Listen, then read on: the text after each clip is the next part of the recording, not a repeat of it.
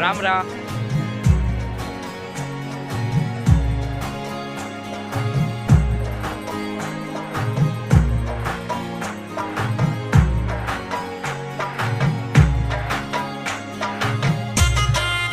રામ રામ, જય દ્વારકાધીશ, જય મુરલીધર મિત્રો. કેમ છે યુટ્યુબ ફેમિલી? સ્વાગત છે નવા બ્લોગમાં. તારીખ છે 5/7/2024.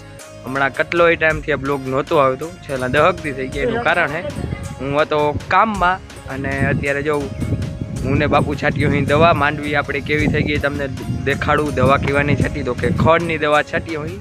હાવ ઝીણું ઝીણું 2 પાંદડે ખડ છે. આપણે શું કહે છે માંડવી ઉગી ને એમાં જ દવા છાંટવાની. પાટલામાં તો હાથી હાલી જાય, પછી નેદવું ના પડે ને એટલે હજી ઝીણું ખડ છે ને 2 પાંદડે એ બધું ભરી જાય. તો દવા કઈ છે એ તમને દેખાડું. ખડની અને નરવાઈની બેયની છે. હમણાં જો આપણે દવા છાંટવાનું કામકાજ ચાલુ કરવાનું છે. તો જો આ રહી આપણે આ ખડની દવા છે. સાકેત આ સાકેત ખડની દવા છે. એમાં એક આપણે પ્રવાહી ટાઈપનું જે ડબલું આવે એ નીકળે ને, એક ઓલું જે સામે પડ્યું ને, 2 આમાં અંદર જ આવે.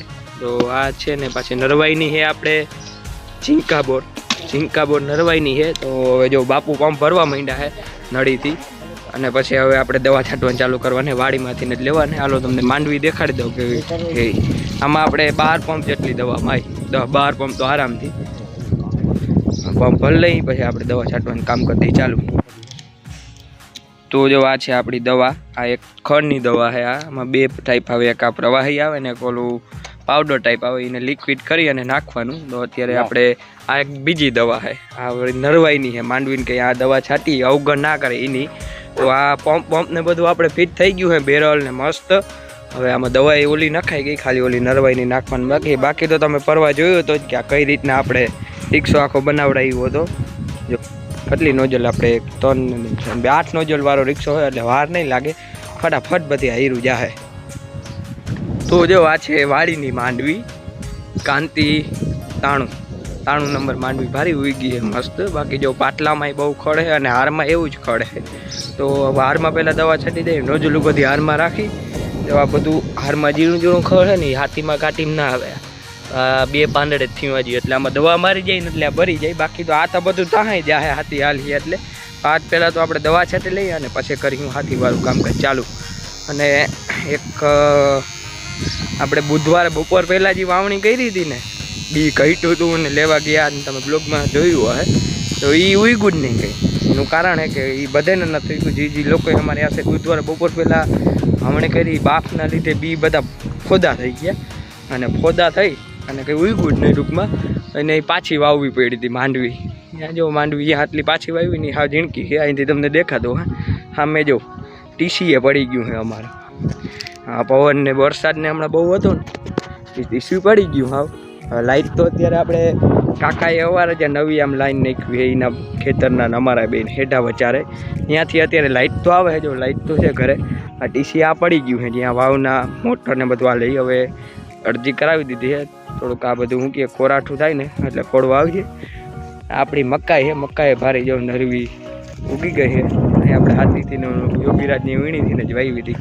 જો કેમ મકાઈ આપણી મસ્ત. બાકી જો ટમી ચકરું મારે છે અત્યારે ખેતરમાં ભેગો.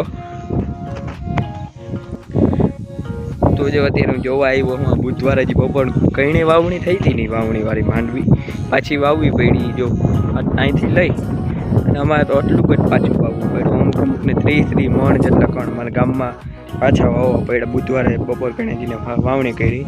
બાકી જો પાછી વાવી નહીં, એવું મસ્ત ઉગી ગઈ છે માંડવી. અને હવે આમાંય દવા મારી જ જવાની છે આપણે. અને જો આપણી ટીસીએ પડી ગઈ હેઠી સામે. હા અત્યારે હવે એમને હેઠી પડી છે ટીસી, પવનના લીધે પડી ગઈ. થાંભલો તો એક આખો ટાણીયા ઉપર જ હતી આખી ટીસી, હવે પડી ગઈ.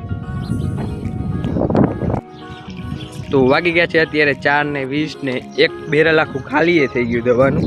જો આપણે દવા એક બેરલ ખાલી થયું, અહીંયા ખાલી થયું. આહાર છે ને આહાર લેવાઈ ગઈ છે આખી. આમ પછી અહીંથી આમ બધું ઓલા હેઠા લગન છટાઈ ગઈ ને અહીંથી આમ બાકી છે.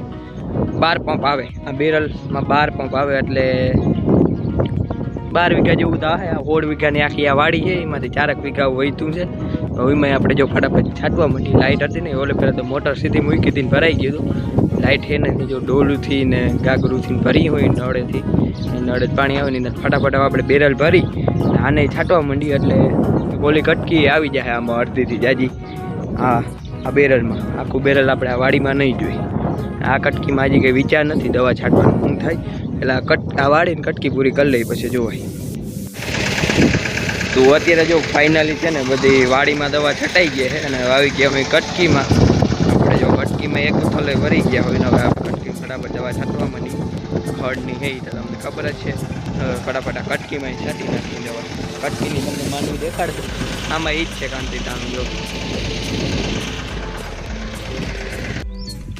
તો વાગ્યા છે અત્યારે 5:30 આપણે જો દવા છટાઈ ગઈ છે વાડીમાં અને ઓલી જે કટકી એમાં છટાઈ ગઈ છે વાડીનો ઓલી કટકી 20 વીઘા જેવું હે વાવેતર એટલે એમાં આપણે 20 પંપ નહીં પણ 24 પંપ છાંટ્યા દવાના 24 પંપ જો હવે ઓલી કટકીમાં પછી છાંટ્યું અત્યારે હવે આપણે આ પંપ એના તો આપણે બહુ જાજે પંપે નહીં જોઈએ કટકીમાં તો થોડાક જોવે એટલે એ તો આપણે હાથે છાંટી લેવું રિક્ષા નથી છાંટવું અત્યારે જો આ રિક્ષામાં બધું છે ને બેરલ ને આ બધું કાઢી અને આમાં હવે ફિટ કરવાની છે રાપું વખીણા હાંકવાના છે એટલે આપણે આ છોડાવી નાખીએ અને પછી ફટાફટ ફિટ કરી લઈએ વખીણા હાંકવાની આ ફેર તો તને જ હાંકવાના છે 3 પાટલા લેટું છે પછી એક ફેર તો ના લીધી ને પછી 5 વારું કરવાનું છે બરાબર પહેલાં તો આપણે આ ફિટ કરી લઈએ.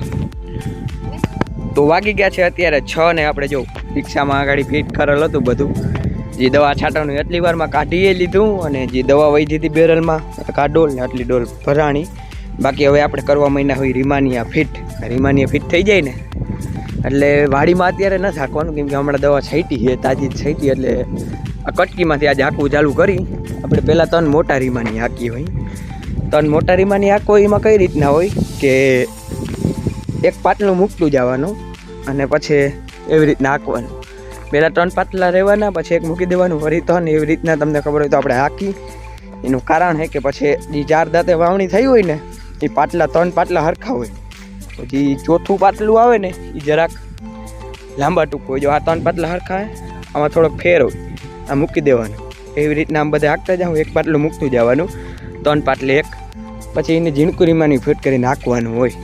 તો પહેલાં તો હાલો આપણે જો બાપુમાં રીમાની ફિટ કરે પછી આ કટકીમાંથી ને જઈને મૂકવાનું હોય.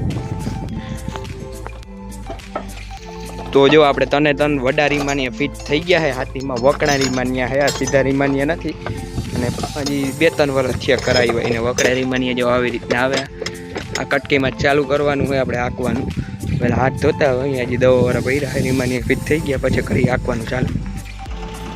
તો વાગી ગયા છે અત્યારે 7 જો હજી રિક્ષો હાંકવાનું કામકાજ ચાલુ આવી રીતના જો વકાતો રિક્ષો આ એક પાટલો મૂકી દીધું આ 3 આ છે આ 3 આવી રીતના 3 વડા રીમાનિયા હવે હાલો આપણે ફટાફટ જો હાંકવા માંડી આવી રીતના જો કેમ મસ્ત હાલે છે બધું ને હાથે વાગી ગયા છે ને અત્યારે જો આજે હવાનું વાદળ છાયું વાતાવરણ છે હમણાં થોડાક 5-7 દીધી આમને અમે એટલે ખડ તો ફૂલ ઉગવાનું જ છે એકતા જમીનમાં ભેજ છે ને પાછું ભેજવાળું વાતાવરણ એટલે ફૂલ ઉગે ખડ અત્યારે આપણે છે ને ફટાફટ હાથી હાંકવા માંડી જો.